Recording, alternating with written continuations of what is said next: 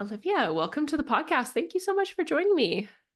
Thank you so much for having me on.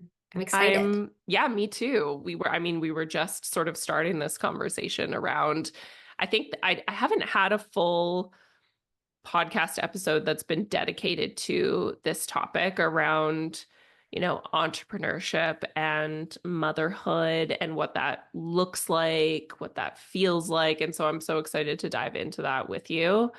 I'm Um, honored. I feel like there have been a few conversations where it has yeah, come up just because a lot of us are in that totally. situation, but I definitely think it's concern for people or people wonder about what that's like. So I'm happy to give it some space. Yeah, awesome. So to start off, can you give us a little bit of a backstory on you? I would love to know a little bit about your dietitian journey that has led you to where you are now. Yeah. So I, like many dietitians and many listeners and people who are part of Dietitian Success Center, graduated.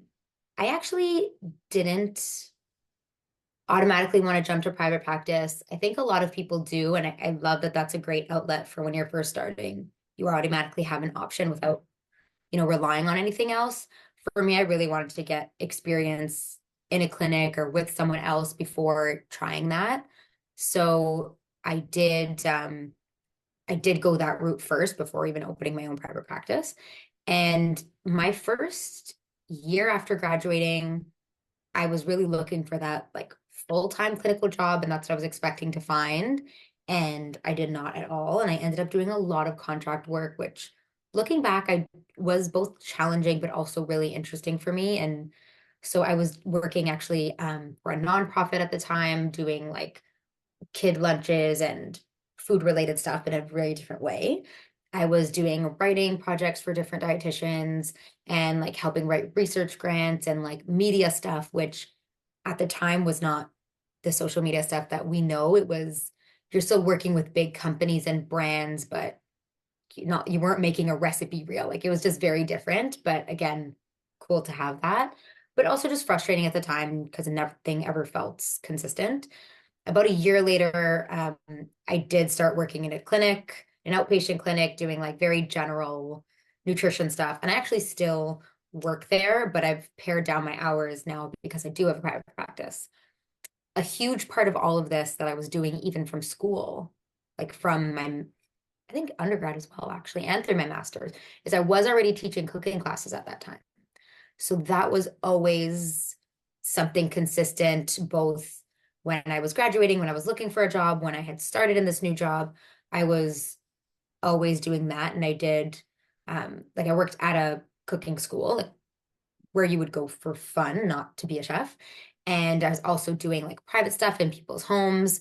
So that allowed for like that consistent level of creativity and an outlet in the food world. And then when COVID hit, the kitchen I was teaching in closed, of course, like everything else. And I found myself with all this extra time on my hands, even though I had a full-time job. I was just always so used to working like 6, 7 days a week. So I started my private practice at that time because basically someone honestly asked, like, hey, you're a dietitian, can you help out my friend? I was like, I guess I can. And I whipped things together and started seeing clients that way over COVID. Um, so then now I'm doing that where it was only nights and weekends when I started. Now I'm able to do it like a few days a week because I pared back my hours at that other clinic where again I've been now for like 5 or 6 years. And I actually recently started teaching cooking classes again, which is fun. Mm, Yeah. so So cool. all around was maybe a Yeah. long-winded version. No, that's awesome. What brought you into the cooking class side of things? Like, do you have a background in that area at all? So I don't have like a culinary degree or Yeah. anything. I was always interested in that. I actually did apply and get into George Brown, which is like the culinary school in Toronto. Yeah. And that was always my backup plan. And I never went, but I see how I always could have at this point. That's just something I grew up doing and something that came pretty natural to me from an early stage. And then I started working Loblaws at the time when I was an undergrad, had cooking schools. So I started working there. A friend had I feel like a friend helped me out get that job, and I just learned so much from there. And then I literally emailed, like cold called emailed this cooking school in Toronto that I had been to as a guest like 5 years prior. And I just said like, what you guys do is awesome, and I love this stuff, and I'm not trained, but would love to like learn from you. And they let me in, and that was it. And I was there for 4 years till COVID. Wow. So Yeah. cool. So cool that that has also been a thread in your practice too, right? In your business. I think like one of the things I love to paint a picture of in this podcast is just how, business for dietitians is not just one thing. And I think for most dietitians, it's not just one thing. There can be Mhm. multiple streams of revenue, multiple ways that you spend your time. So I think it's also cool that you've brought that into your work now. Yeah, I agree. And I feel like I'm very lucky I have it because, like I said, it is such like a creative outlet, and it's a way for me to get, hands-on with something and very communal with people when I'm obviously not in like a virtual class space, but most of the things I do are in person. And so that's just really nice to have. And it's also, as I've like explored other areas of dietetics and what that looks like in my business, I've been able to pull on that. So for example, in the past year now, I've started doing more recipe development, working with brands specifically, and I'm able to say like, oh, hey, I have this other aspect of my skill set, of my practice, of my work that I could use to highlight in this case. And that's Mm, gotten me work in this very different area that, again, I'm still just starting out with. so cool. Mhm. So I want to know more about the beginning stage of your practice. So I want to know a little bit more about what that looked like. So from that first client that you got from that conversation of like, hey, can you help my friend? Yeah, sure, I can help your Yeah. friend. What did those first couple months look like in terms of what you did, how long it took you to get your second client, how you got your second client? What did that look like? Very good question. I wish I remembered exactly how long, but I do remember it all happening faster than I thought. Oh, It cool. all like things being like, oh, cool, now I have two clients. Like it wasn't a week later, but it also wasn't like 3 months. Like it was pretty, um, I think there was a lot of like family friend referral stuff that Yeah. that helped out. And a major thing, actually, before I get into clients, I will answer your question about like what did that look like. I feel like it was at a perfect time in my life. Again, it was COVID. I'm usually a very social person. Like I said, I was working like 6, 7 days a week. So to be working five was actually a huge difference. And for all that social stuff to be gone, huge difference. So I did have the time to be able to dedicate, and I used Wix to make a website. It was like the easiest to kind of drag and drop, use templates. I found Practice Better. Someone must have told me about it. Someone who was doing this must have tipped me off on that. And that was really helpful to set everything up initially, all my questionnaires. I remember just being a little bit stressed about like the contracts I needed Mm. and just wanting to make sure like all the legal stuff was there. Um, but then my cousin is actually a part owner of a athletic therapy clinic, and they didn't have a dietitian at the time and were interested. And so they started referring clients to me as well. So I started working with some of their clients, and that was like just an immediate, really helpful stream of clients, which I do think is important to have starting out because you have no past clients to make a recommendation or something. Where are these people coming from? Yeah, totally. And do you remember how you started off in terms of what you offered or like your offer structure versus what it is now? Oh, definitely very different because it was Yeah, just like one-off sessions. Like, okay, yeah, this is my price for an hour. Here you go. I right. remember from the beginning saying everyone needs an hour initial session and follow-ups don't have to be that long, which is Yeah, something I've honestly kept up with. yeah, However, it's been a while now that I've done only packages. I don't do one-off sessions anymore unless you're a returning client, you've already done a package, you maybe need to follow up once or twice. That's fine. But if you're booking initial with me, you're booking at least 3 sessions. So yeah. that has changed. So now And I what offer. Sorry, I was Yeah, gonna go say now ahead. I offer No, the no, no. three Yeah. sessions, the 5, 3, 5, and I think 8. Cool. What Yeah. prompted you to make that switch? Do you remember? I was very sick of like, I felt I just crammed way too much in every Mm, session, yeah. trying to make it value, but like, I want you to get your money's worth. I have a lot to say, and I want you to feel like that was so valuable. I need to go back. Yeah. Um, and I was really always anxious about like, oh, and now at the end of every single session, I need to be sales pitching again Mm, every time. yeah. So that was really exhausting. And at that point, I had already connected now with more dietitians and entrepreneurship because at this point now I was already using Dietitian Success Center. Yeah. So I did have more of a community. And I don't know if I don't quite remember again because it was a while ago.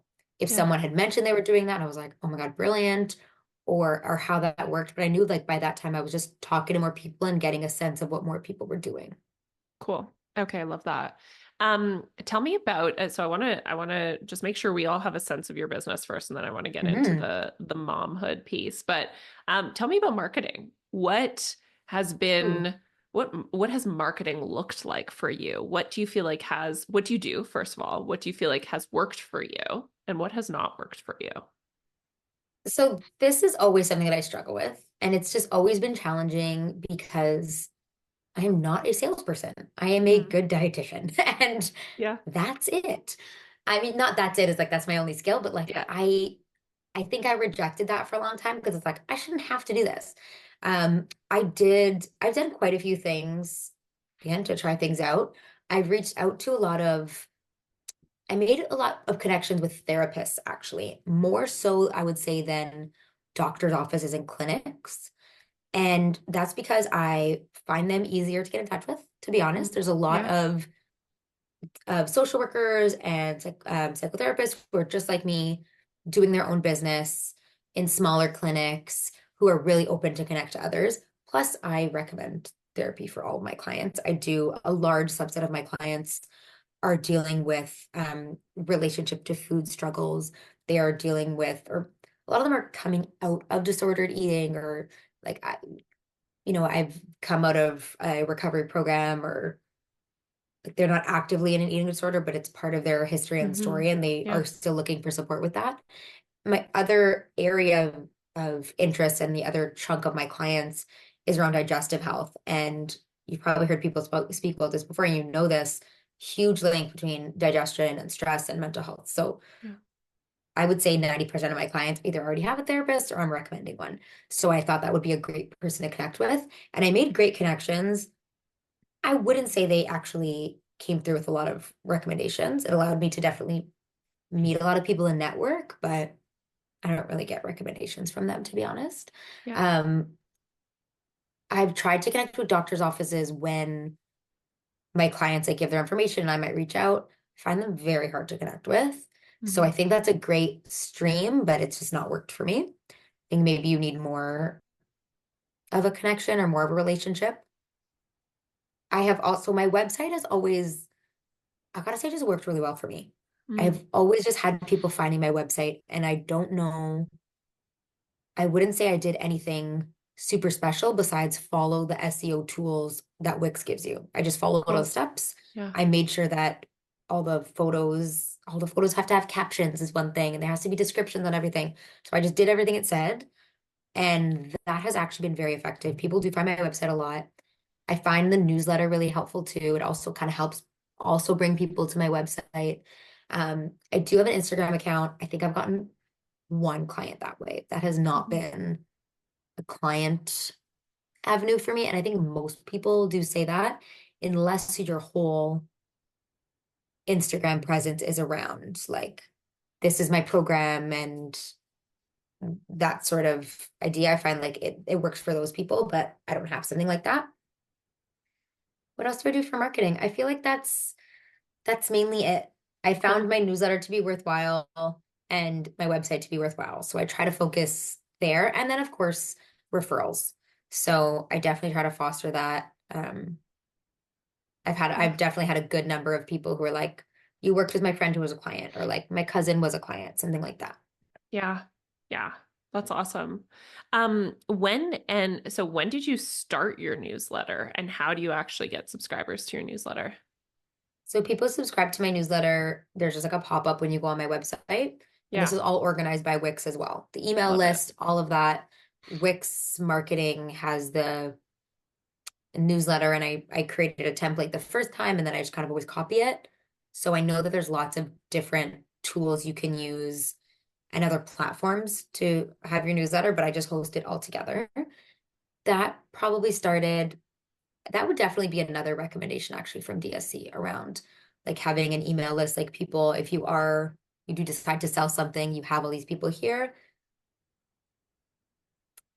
at least a year, maybe more, maybe up to 2 years. Because that was something that was another just fun creative outlet for me during my mat leave that I did keep up with. And maybe a year and a half, 2 years. Yeah. Yeah, it's been Okay. a while. Awesome. I love that. I love that you're finding it worthwhile for you. I Yeah, mean, I always talk about email lists and how important email lists are. exactly. And it always So that's stuck with me. awesome. Yeah. And it's also just fun for me to do. And I do get good feedback about it, which is Yeah. important to me because I was actually talking to a friend about this yesterday. And we're just talking about how we can automate these things and like you can get AI to write your newsletter. I'm like, that's the one Yeah. thing that's so fun for me. Yeah. So I definitely like doing it. I send it out monthly and I send out like my favorite recipe links and I do feature a lot of other dietitians and like blogs and things they're writing. Cool. Of course, like recipes I've posted, and then just like some general thoughts and some Q&A from clients when we have like really good conversations that I feel like are worthwhile to share. I share them in the Yeah. newsletter too. Cool. Okay, so let's talk about your mom journey. Tell me Hmm. about when you had your first son. When was Yeah. that in this whole timeline and process? And Yeah. where are you at now? So my son was born, now he's 2. He was turned 2 about 2 weeks ago. So when in this process at the time when I was pregnant and he was born, I was doing my private practice. I think I had 2 nights a week that I would take clients 5 to 9 p.m. And I was working full time otherwise at the clinic I mentioned that was both like my first full-time job and still my current clinical role where I'm only at 3 days a week. But at the time it was 5 and then I had the clients afterwards. And I would either go to that athletic therapy clinic that I mentioned or I would take them virtually at home. And so it was a lot, but we were living downtown. I lived right across the street from the clinic I worked at, so there was zero commute. We didn't have any children. My husband also worked. He didn't really work as long on the weekends, on the weeknights, but definitely good hours. It wasn't like it seemed all equal and fine in Yeah. our lifestyle. Um, and then I shared too earlier before we recorded that in the end of that pregnancy, my physical capacity just totally started to go downhill. And I realized pretty fast that I wouldn't be able to go the full 9 months seeing clients that much. And I think I had to he was born in November. I probably saw my last client mid-September, or end of September and wasn't really able to do much more. I've always worked a lot. I was Yeah. somehow working full time even in my undergrad. So it just never really occurred to me that it would be too much. I think that was the first moment I realized that things were really about to change. Yeah. And what was that moment for you? I know were telling me before, but what was that Yeah, experience like for you? it was just so embarrassing. I was with a client who was thankfully a long-term client. She was just very understanding. We had a very good relationship. She was, I think a lot of my clients fall into this category, but she was not so much younger than me. So again, we were in different life stages, but a lot of ways that I was able to relate to her. Um, and I was dealing with very low blood pressure as I did my whole pregnancy, and I just nearly passed out right in our thankfully video call. I was already at home. And I had to just stop the session halfway through and like go find juice. And it was Yeah. just, yeah, I was just like, I can't believe this is happening. I'm so sorry, but our session is over because I'm like moments from the floor. And she Yeah. probably noticed something was up the whole like 20 minutes that we were talking because I was like struggling to stand. I was sitting and I Yeah. couldn't even sit upright. So Yeah. that was just a moment of like, you have to rethink things because your physical capacity is catching up to you in a way that you've never really had to deal with before. You've never had to think about. Yeah. And I don't think anyone like, I mean, you can never be prepared, I think, for that fatigue of the late stage of pregnancy. Like, and No. I know for me, and I don't know if this, because as you said, you're like, I've always been somebody who works a lot. And I'm the same. Like, I love to work. I've always valued work. I've always valued like working hard. And it was sort of like I remember that being such a challenge in the late stage of pregnancy, this feeling of like, it was almost like a bit of like an identity crisis where you're like, but wait, this is who I am, but my capacity is so much lower. I can't be that person that I normally am. And so therefore I don't even know who I am. I remember that being really difficult. That's honestly still been a struggle for me Yeah, because totally. it never, I think at that point I was just so tired. I was like, you know what, maybe it's time to close the doors, and it felt okay. I felt that specific challenge or experience you're describing Yeah. even more so when I came back to work Mm, and I realized that I don't want to work 10 hours a day. I don't yeah. want to like it was both capacity and it was like, oh my God, my wants have changed. What does that mean? Does that mean I'm not a hard worker anymore? Does that mean I'm never going to be able to reach the goals that I thought I was?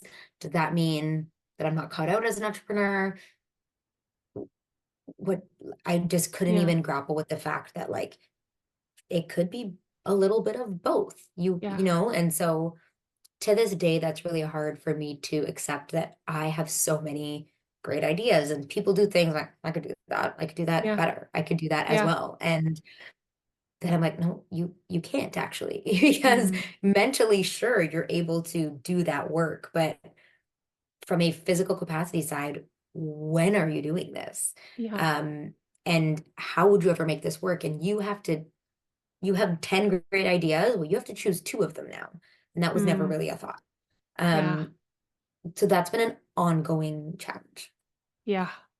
So how did you manage that? Like, how did you actually logistically manage, sort of saying, okay, at whatever it was, I think 8.5 months or 8 months, where you're like, I Mhm. can't do this anymore. And then how much time? So first of all, how did you manage that from a client perspective? Did you kind of just Yeah. say, okay, sorry, I have to be done. I'll come back to you at this point. Like, what did that look like? I wrapped up at that point, I was already doing packages. Hmm. I had prepared people pretty early. When people were booking August, September, I was already telling them that I'll be gone November and you have to finish your package by like end of Mm, October. okay. So I didn't have too many. It's not like I had like, oh no, you have five clients who are just starting and they still need their 3 sessions. Yeah. It worked out that like people were wrapping up. So I was just like very careful about things and about how many I booked in one night and finished those like last few sessions that I had. Yeah. And then it was weird how things were on a good momentum. And maybe it is such a just because your mind is closed off to it. I did not have a ton of requests during my mat leave.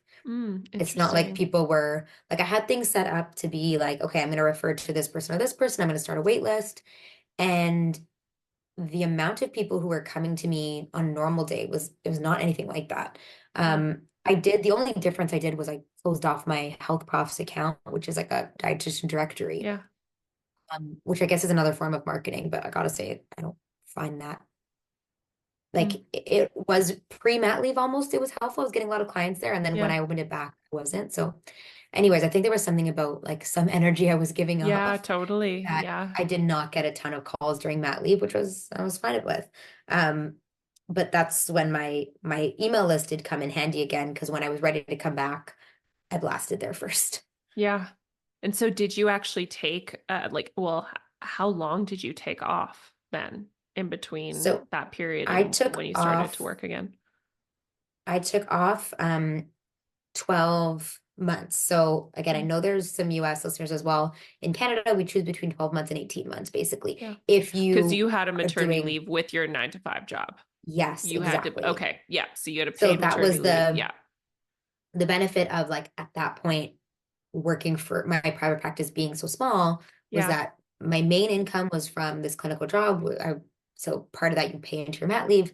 So I got a 12-month paid mat leave, but I actually didn't go back to work till it was actually 19 months Mm. when I went back to that clinical job, which meant I had 7 months to do private practice stuff. My son was home with me though, so I was getting the help of my mother and my mother-in-law who would come alternating 1 or 2 days a week, so that I had like a dedicated time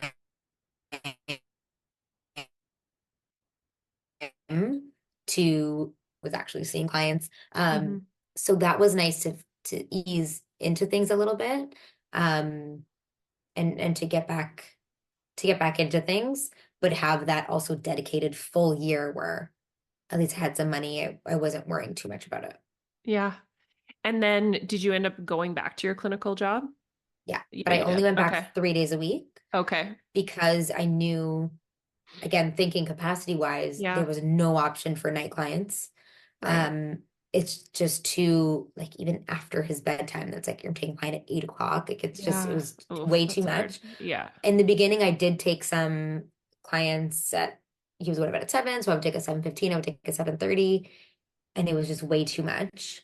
So we decided I'd go back 3 days a week, and then I would have those 2 days to see my clients, which has been really nice to be able to give them more focus, to give me more focus. At least I'm not drained by the time I'm seeing people. And I definitely struggled with the concept of like, well, what happens if people work 9 to 5 and they want to see me at 7?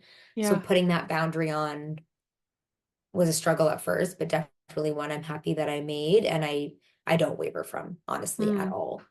Um, so that worked out really well. Yeah. And has that even been an issue for you, having that boundary in place? Like, have you lost clients Honestly, because of it? honestly, Yeah. no. It's something Yeah. that I let people know immediately when we do a Yeah. discovery call. I'll say like, these are my hours. Just want to Yeah. make sure that works. Because if you're hoping to see me at 7, 7:30, or even 5 o'clock, that's not Yeah. going to happen. Yeah. Um, and people have been like, oh, it would be better, but it's okay. Like, there's been no Yeah. one who was like, ooh, that's a hard no. And if it was, I'd understand. Um, but that has not been an issue, which is also reassuring to me that Yeah. you can put up these boundaries, and people, if they really want to see you, will do what they need to do. And if they really can't see you, then they can't. But how many clients will you lose because of that? One or two? Like Yeah. that's not really making your business. Right. And I would never expect to see my doctor at 7 p.m. on a Wednesday night. No, Right. Like I exactly. would But we never definitely have have, that expectation. But I think no, we feel like we have to bend over backwards and, do anything and everything for clients for whatever reason. we do. And especially Yeah. for me who started that way, um, I don't know.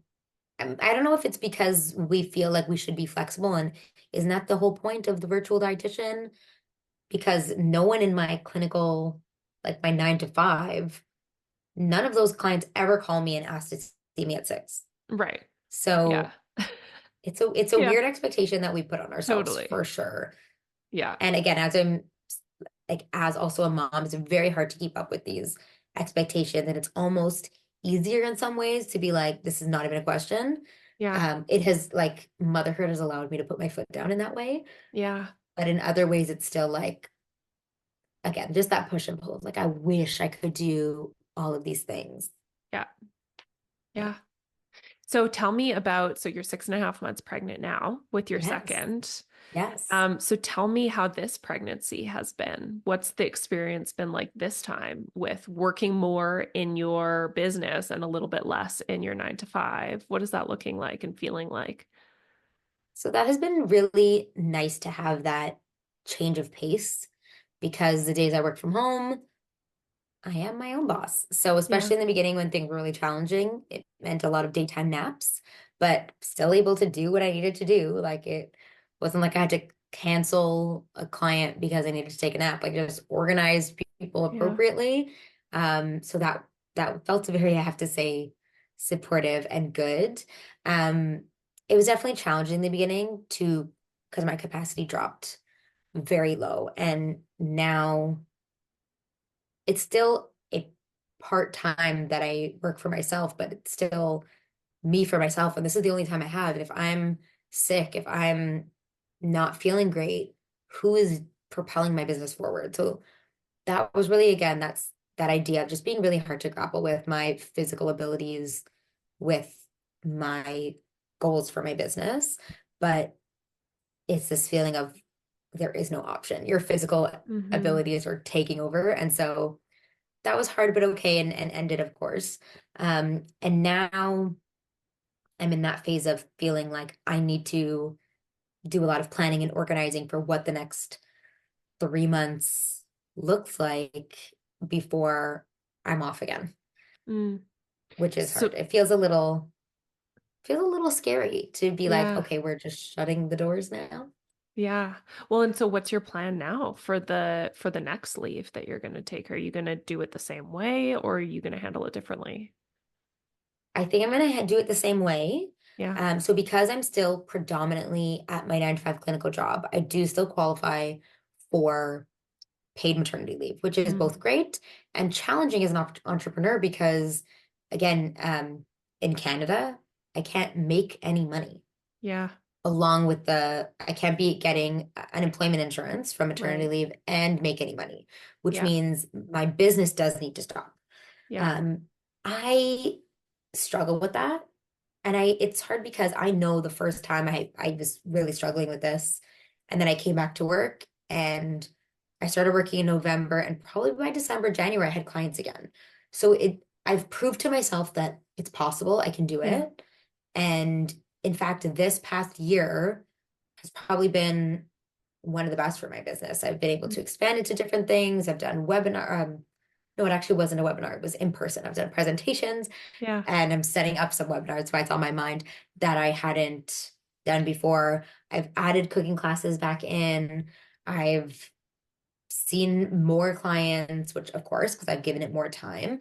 I've done like Instagram work, like I've just expanded things that I've been doing. I wrote and finished and launched my ebook. Like just, it's been a good year for me. So I've proved like you can leave, you can come back and it's going to be okay. And yet I still feel a little bit of that fear of like, oh, wait a second, things are going good and I'm going to shut it all down. Yeah. So I'm definitely going to keep things alive, like my Instagram, where I'm always sharing tips and sharing recipes, um, and my newsletter, of course, to keep people engaged. Because when I show up a year later and say, hey, doors are open, I want them to be like, no, I know you. We've been chatting for the past year. Yeah. Yeah. Yeah. So those aspects are going to stay alive for me, my blog recipes, all of that. But I won't be seeing clients during that time Mm-hmm. until the year. Yeah, Yeah. Wow. it's What tough. do you, yeah. And I think, I don't know, I guess. So I love what you said around you've proven to yourself. Like you've Yes. proven to yourself from that first time around that you can do this again and it will be, you'll be able to come back to it. And I think it's like, I mean, and I think there's such a wisdom and lesson that comes with like time and doing these things again. And Yeah. I know for me, like I took I think like a full 2 months off. I mean, I'm in a different situation because my business is my Right. full-time job. I took a full 2 months off. Um, and that was really difficult emotionally. It was difficult in so many ways because there is that feeling. I think no matter how much time you take off, there is that feeling of like, oh my gosh, like, is this just all going to like poof, go away? Like, what is this? How am I taking this much time off for my business? And then with the like blessing of time and with the like Yeah. and being able to kind of go through this again and you can look back and see like that actually didn't matter, like it Yeah. actually was I think fine. it's really important. Like it didn't It's always matter. going to be scary again because like Yeah. your business is your baby, like your other Yeah. baby. Like Uh-huh. you've Yeah. just poured, whether it was me, I was just pouring my after time, or Yeah. you're pouring your everyday, like that's your time. And Yeah. so you've put so much effort into it, so much of your brain space, so much of your physical capacity. Of course, it's strange and scary to walk away from, Yeah. but I think that's so important for me and for anyone to go back to of when you think about your career long term, will Yeah. this is Right. a little blip. And Yes. so people talk to me, they'd say, oh, I took 5 years off for whatever reason, or I took 2 months. Like, and that time is always fair. Yes, time Yeah. you're not doing the job that you were doing, but I think it's time that you can also Yeah. come back to. And as you've experienced too, like as someone who's a recipient of your work at Dietitian Yeah. Success Center, doesn't feel like, oh, we're 2 months behind over here. Right. Like, Oh my you God, know what I mean? Like, totally. it does Yeah, not really 100%. translate that way Oh yeah. at all. And I the know. clients I wasn't seeing probably weren't even looking at for me then. So it wasn't like, oh, I had to Right. wait for this girl. Like, Right. Yeah. fine. And again, when those few people did reach out to me, I did say immediately, like, you can wait and you don't have to. Here are these colleagues. Yeah. And I'm happy to be able to boost their business It's while I awesome. can. I was, of course, referring to people that like I would very much Yeah, trust. for sure. Um, yeah, it's good to Yeah. have friends in the Yeah. dietitian circle. Yeah. Boost each other up a little bit. What do you I have two last questions for you. What has been the hardest part about being a mom and running a business? What has been the hardest part for you? I think it's that change to my not only my physical capacity, but accepting the changes to my own desires and goals for work. Mm. Accepting that I am someone who no longer wants to work a million hours a week. I don't want to be up all night doing stuff. Even though when I do it, those times it does feel exciting and amazing to like be so in the swing and finish things. My desire on that has totally changed. So accepting that Yeah. is a big challenge and also freeing to allow myself to be like, you don't have to work 6 days a week to be a good hard worker, to have a successful Mm. business. My idea of success basically has sort of changed. Of course, I still see it in like how much further my business is able to do, but I guess those expectations maybe are different. Yeah. And I think that has actually allowed me to do more Mm. because instead of feeling like sorry for myself, it's like, Yeah. no, this is just where we're at, and what can we do within this? Mm. Um, so that has felt both challenging and freeing. Yeah. But I would say that that change, and I guess just that frustration you have to let go of like not everyone, like my husband doesn't have to think about these things. Yeah. Yeah. It's just so like he has his own different work stressors and things like that, but this is not one of them. Yeah. Yeah. Totally. A very real fact. Yeah. And even too now, like I think about how, I was having a conversation about this the other day with my husband too, about how like, and I know every family is different, but like, in our family, I think just because, well, because of my background, because what I normally do in our family and in our household, like I think about food in our lives. So I think about what are Yes. we all eating? I think about what is Sunny eating? I think about what is his day to day looking like, and that is a whole other like part-time job on top of all of the other things. Is just thinking about feeding our family. That is a It's huge job wild. Yeah, because it's not even just having an idea about it. It's okay, who's going to buy that thing and who's going to make that thing and who's going exactly. to, that's a great Yes. idea. Like we can And both is sit he there and be getting like, hey, let's enough? eat this. Is he getting enough Yeah. variety? Is he like, worrying about his eating patterns, his eat like all of those things. That's It's like a huge. whole other thing. The Yeah. blessing of time will also help with that. It's so, yeah. Oh, I'm I sure. do have to Yeah. say that you will Yeah. start to realize like, oh, it's okay. He's going to get Yeah. stuff He'll be okay. and Yeah. he will be okay. Yeah. Yeah. Yeah. What's next for your business? After, I guess, So thinking about, yeah, I just want to know, like, what is your vision? What is your future vision? that's a